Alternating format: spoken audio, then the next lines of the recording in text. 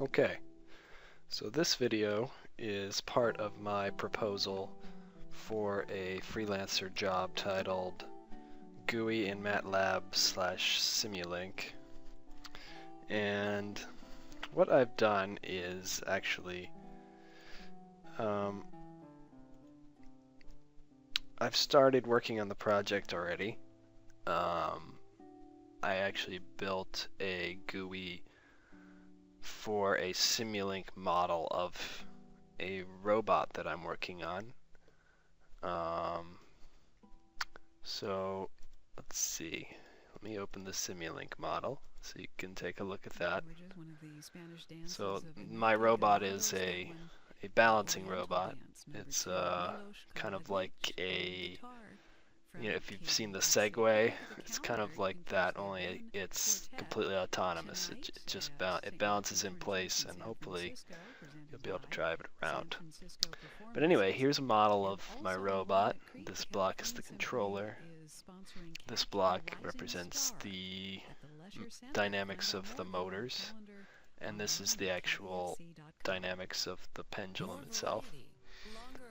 And the inputs here are the forward velocity, xc.r, and the rotational velocity, or the velocity of, it's like you can imagine it, the robot spinning in place. So those are the two command signals, and they are just constant blocks in this particular model. Okay, and so then I created a GUI. You can open the GUI. Well, I'll show you the code for the GUI. This is the code for the GUI. If I just run it, you see the GUI comes up. And let me open up the Simulink model again. There it is. Let's have both these open. And here you can see this part is called the user input to the model. Simulation time can be set. Right now it's at 10. If I want to make it 5, I can change it there.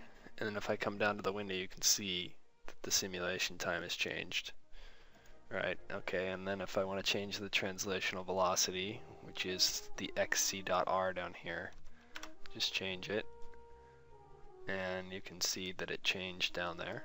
Same here. If I change this one, I click out of it, you can see it changed down there. Okay, so you can see that we are interactively changing values in the Simulink model. And then to actually run the simulation with these parameters, click Run and Store Data. So it ran the simulation, and it created a run over here. You can see that it ran for 5 seconds, velocity 3, rate 6, which are the parameters here. And if you want to see the output of the scopes, these are the scopes over here. There's 6 of them. You can just click Show Scopes, and they'll pop up. Right now they're not auto-zoomed. I could easily program them to come up auto-zoomed. That would probably be useful. So I could do that. And then you could just hide them, show them again. So that's kind of nice. And then maybe we want to take another run. Different values. See, it comes up as run 2. So now it keeps track of every run we've done. If we want to get rid of the first run, we can just say clear. And if we want to plot the results of any particular run, we can just click plot.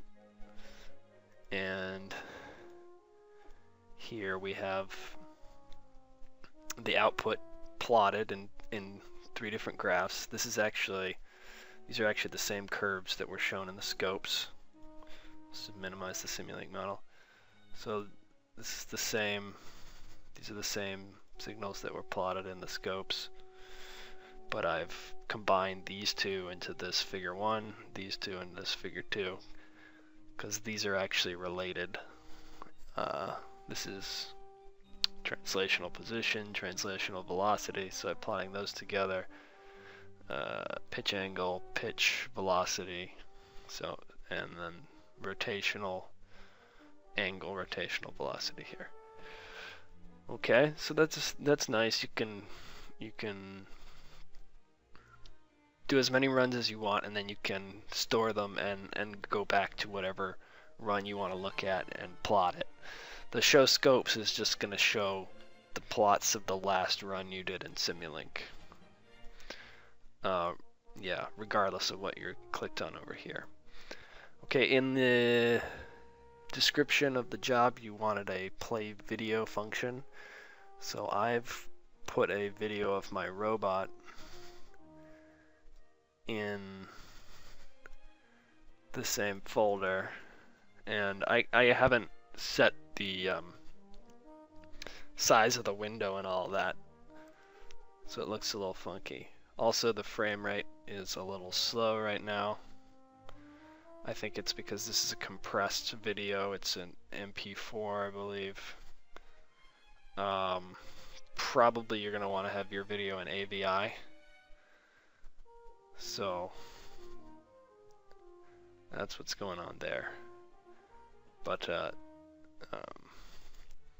so that's just a little preview. I haven't actually implemented these buttons. You wanted to show some kind of tables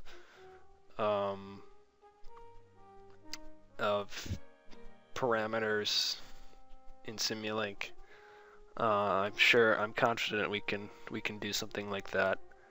I just haven't implemented it yet. I'll just need a little more information about what you want to do. And then you wanted to do some sort of data comparison, maybe plotting data side by side. I don't know if you want to be able to like select what data you want to plot. But you know, all of these things, you know, I'll need a little more information from you, and but I'm confident we can implement something that will work for you. So this has just been a quick preview. This is what I was able to accomplish in a couple hours tinkering with the GUI interface. So I really hope you'll hire me. I'm enjoyed working on this, and I hope to hear from you.